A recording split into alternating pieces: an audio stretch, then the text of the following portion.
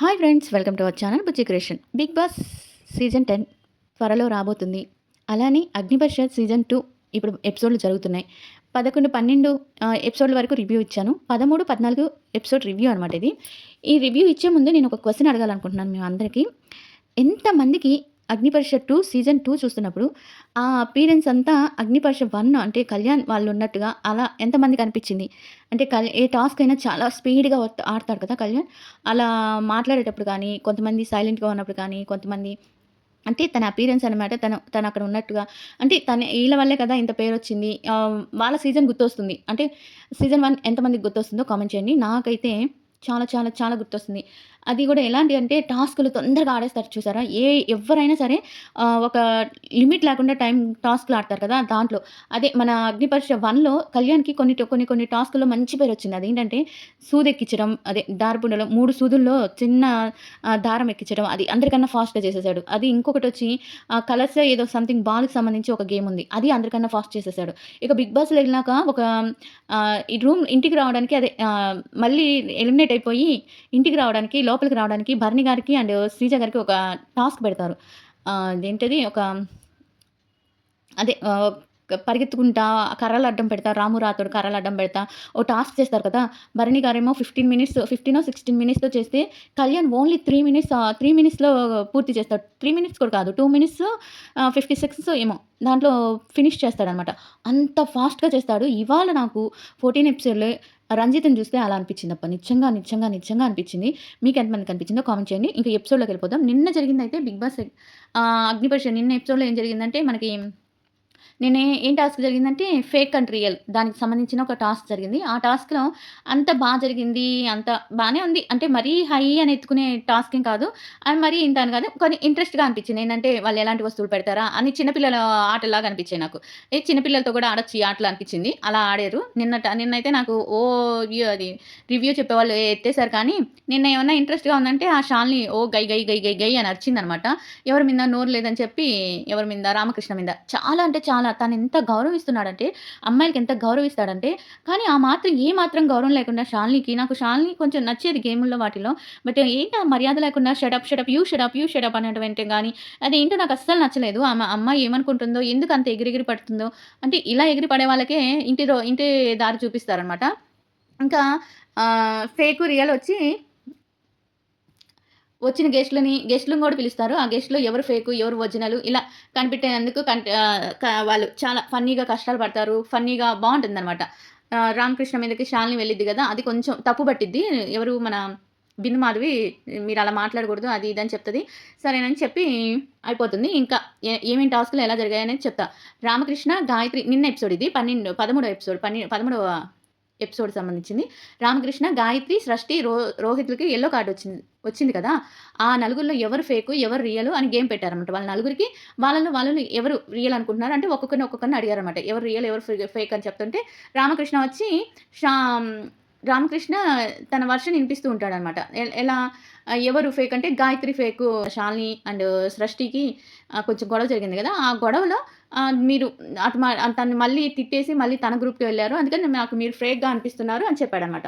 ఆ తర్వాత అది కాస్త మనకి శాలిని మీదకెళ్తది. శాలిని మీదకేస్తే ఆమె అయితే గట్టిగా అరుస్తూ రామకృష్ణకి చుక్కలు చూపించిందని చెప్పొచ్చు.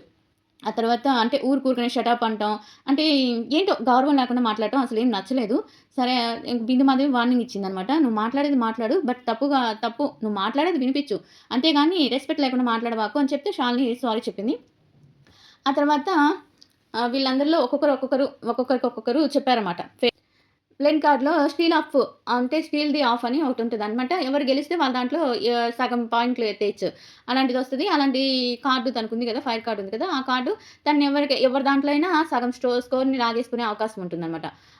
ఆ కార్డు తీసుకెళ్ళి బాగి చేతిలో పెడుతుంది శ్రీముఖి. ఆ తర్వాత 4 నిమ్మకాయలు విసిరేస్తుందనమాట శ్రీముఖి విసిరేస్తది 4 నిమ్మకాయలని. అలా విసిరేస్తే పట్టుకుంటారు. అదే పట్టుకునే టైంలో అపూర్వ, అమన్ మధ్య గొడవ జరుగుతుంది. అమన్ ఏంటంటే అపూర్వ లాగేసుకుంటది. గొడవ చేస్తది. తెలుసు కదా అపూర్వ సంగతి. అమన్ పట్టుకుంటే ఇదే నాకు నచ్చదు మీ దగ్గర. నేను పట్టుకుంటున్నాను కదా!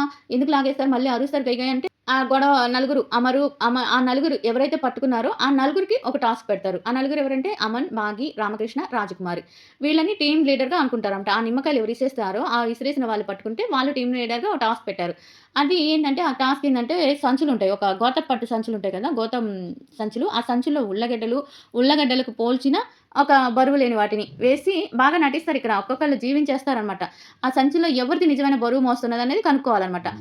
ఎవరు కనుక్కున్న వాళ్ళేమో లీడర్ అవుతారు. కనుక్కోలేని వాళ్ళేమో వాళ్ళు లీడర్ అవుతారు. నిజం చెప్పి కంటెస్టెంట్ లీడర్ స్థానంలోకెళ్ళిపోతాడు. అలా మొదటగా మిథిలేష్ వచ్చి రాజ్‌కుమారి పేరు చెప్తాడు. కరెక్ట్‌గానే ఆ అమ్మాయి పేరు చెప్పడనమాట. చెప్తాడు రాజ్‌కుమారి పేరు చెప్తాడు. తను నటించడం వల్ల తను తప్పు సమాధానం చెప్పడంతో రాజకుమారి లీడర్‌గా మారిపోతుంది. తర్వాత షష్ఠి వస్తుంది. షష్ఠి రామకృష్ణ పేరు చెప్తుంది. అది కరెక్ట్ సమాధానం కావడంతో రామకృష్ణ బదులుగా షష్ఠి లీడర్ అవుతుంది. తర్వాత ఇక మిగిలిన దీపక్‌కు, రామకృష్ణ, భాగ్యలకు ఒక జ్యూస్ ఇస్తారనమాట. మిగిలిన వాళ్ళు ఉంటారు కదా! వాళ్ళందరికీ జ్యూస్ ఇస్తే ఆ జ్యూస్ తాగేసి దాంట్లో ఒకటి వెనిగర్ ఉంటుంది. మిగతాది ఈ జ్యూస్ లేదో కనిపెట్టాలి. మాల్ జ్యూస్ లేదో కనిపెట్టాలి. ఆ టాస్క్ ఏంటంటే పైకి ఒకే రకంగా కనిపించే 3 స్ట్రాలను తీసుకోవాలి. అది గుచ్చుపెడతారనమాట. దాంట్లో చిన్నది, మీడియం సైజు స్ట్రాస్ ఉంటాయి. పెద్ద స్ట్రా వస్తే ఎక్కువ మంది కంటెస్టెంట్స్ ఉంటారు. చిన్న స్ట్రా వస్తే తక్కువ మంది కంటెస్టెంట్స్ ఎంచుకోవాలనమాట. ఇలా చిన్న స్ట్రా రావడంతో షష్ఠి ముందుగా తన టీమ్‌లోకి దీపక్, రోహిత్, చరణ్ తీసుకుంటుంది. ఆ తర్వాత మీడియం స్ట్రా వచ్చిన రాజకుమారి ముందుగా కార్డు ఉన్న కారణంతో భాగ్యని తీసుకుంటుంది. ఆ తర్వాత మిథిలేష్, ఝాన్సీ, ప్రియాలను తీసుకుంటుంది. చివరికి మిగిలిన వారంతా తన కార్డుని వాడి అమన్ టీమ్‌లోంచి స్కోర్ కాజేస్తా అని చెప్తుందనమాట. ఇంక పెట్టిన ఆ 6, 7 టాస్క్‌లో ఫేక్ ఎవరు, రియల్ ఎవరు ఇలా కనిపెట్టేందుకు చాలా కష్టపడతారు వాళ్ళందరూ. చాలా బాగా ఆడతారు. తలకాయలు మాత్రమే చూపిస్తారు. ఒక ఇద్దరిని పెడతారు. వాళ్ళ తలలో హెడ్ మాత్రమే చూపించి ఎవరు కొట్టి, ఎవరు పొడుగు అని చెప్తారు. అన్నీ కనిపెడుతది. ఆ తలకాయల టాస్క్‌లో మాత్రం ఎవరంటే షాల్ షష్ఠి. షష్ఠి కరెక్ట్‌గా చెప్తది. మిథిలేష్ పోటీ పడతారు. ఫస్ట్‌దేమో షష్ఠి చెప్తది. రెండోదేమో అపూర్వ, మిథిలేష్ అవుతారు. మూడో టాస్క్‌లో చరణ్, ఝాన్సీ ముగ్గురు కరెక్ట్‌గా చెప్తారు. నాలుగో టాస్క్‌లో కూడా ముగ్గురు కరెక్ట్‌గా చెప్తారు. ఐదో టాస్క్‌లో కూడా ముగ్గురు కరెక్ట్‌గా చెప్తారు. ఆరో టాస్క్‌లో కూడా అమన్, మిథిలేష్, రోహిత్ ముగ్గురు కరెక్ట్‌గా చెప్తారు. లాస్ట్ రౌండ్‌లో కూడా రాజకుమారి, అమన్, షష్ఠి. ఆహ్, లాస్ట్ రౌండ్‌లో మాత్రం రాజకుమారి, అమన్, షష్ఠి. హ్మ్. లాస్ట్‌లో వచ్చి మనకెవరంటే ఒక్కరే గుర్తిస్తారన్నమాట. సృష్టి గుర్తించదు. మిగతా వాళ్ళు గుర్తిస్తారు. అట్లా తన కార్డ్ వాడటంతో ఆ గేమ్ అయిపోద్ది. అక్కడికి 900 ఒకళ్ళకి 600, ఒకళ్ళకి 500, ఒకళ్ళకి 600 ఇలా స్కోర్ వస్తదన్నమాట. ఇప్పుడు భాగ్య వచ్చి తన కార్డ్ వాడడంతో ఇంకో 300 అమన్ టీమ్ నుంచి వచ్చేసేటప్పటికి ఆ 300 తన దగ్గర ఉంటాయి. 500 రోహిత్ టీమ్ దగ్గర ఉంటాయి. వీళ్ళది 900 అనమాట. 900 అయ్యేటప్పటికి అదయిపోతుంది. ఆ తర్వాత భాగ్యకి ఓటు అప్పీల్ ఇవ్వాలని రాజ్‌కుమార్ కోరుకుంటుంది. రాజ్‌కుమారి ఓటు అప్పీల్ ఇవ్వగానే తనకిచ్చేస్తుంది. తర్వాత మోస్ట్ వాల్యుబుల్ ప్లేయర్ వచ్చి రాజకుమారి. అంటే నిన్న భాగి, రాజకుమారి ఇద్దరు ఓటు అప్పీల్ చేస్తారు. లాస్ట్‌గా వీక్ కంటెస్టెంట్స్ ఎవరంటే అపూర్వ, హేమంత్, శాలిని వీళ్ళ ముగ్గురు పేర్లు చెప్తారు. వీళ్ళకి ఇస్తారన్నమాట. అపూర్వకి యెల్లో కార్డ్ ఇస్తారు. అపూర్వకి యెల్లో కార్డ్ ఇస్తారు. అలా నిన్న టాస్క్ అయితే అయిపోయింది. ఈరోజు టాస్క్ ఏంటంటే మళ్ళీ వస్తారనమాట. వచ్చి ఈరోజు కూడా టాస్క్ అలానే ఉంటుంది. ఈరోజు టాస్క్ వస్తారు, డాన్స్ చేస్తారు. జడ్జెస్ బాగా ఫైర్‌లో ఉంటారనమాట. ఎందుకంటే కొంతమందిలో మనం ఏది ఆ ఫైర్ చూసి సెలెక్ట్ చేసామో వాళ్ళు ఆ ఫైర్‌ని కనిపించట్లేదు. అంటే 3 గ్రీన్ ఇచ్చిన వాళ్ళు కూడా వాళ్ళ ఫైర్‌ని కనిపించేటట్టు చేయట్లేదు. అందుకని నాకు నచ్చట్లేదు అని చెప్పి వాళ్ళ నలుగురిని పిలుస్తుందనమాట. వాళ్ళెవరంటే ప్రియా, భాగి, చరణ్,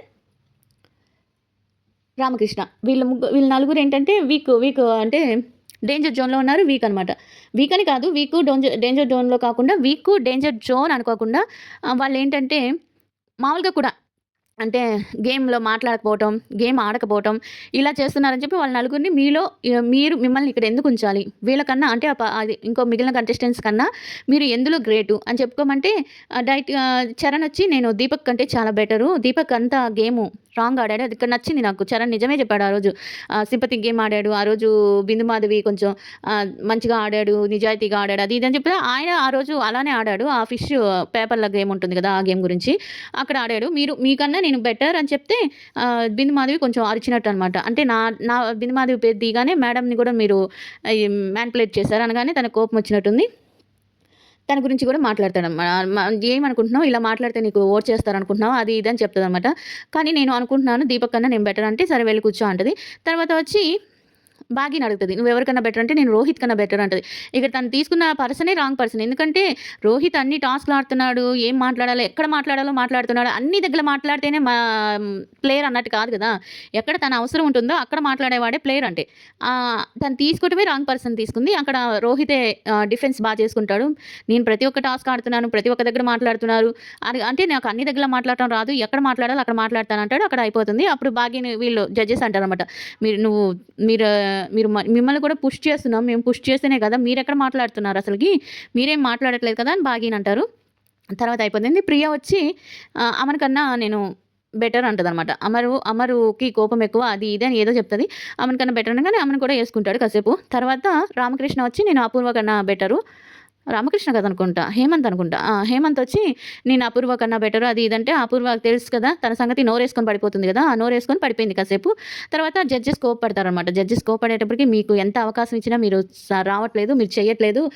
మా టైం వేస్టు అది ఇది అని తాం ధూమ్ డుషు డుస్కు డుష్కు అని 4, 5 తిట్లు తిడతారు. అదేలెండి కొంచెం ఫైర్ అవుతారనమాట. ఆ తర్వాత టాస్క్ పెడతారు. టాస్క్ ఏంటంటే ఒక గ్రూప్‌ని ఫార్మ్ చేయడమే టాస్క్ అనమాట.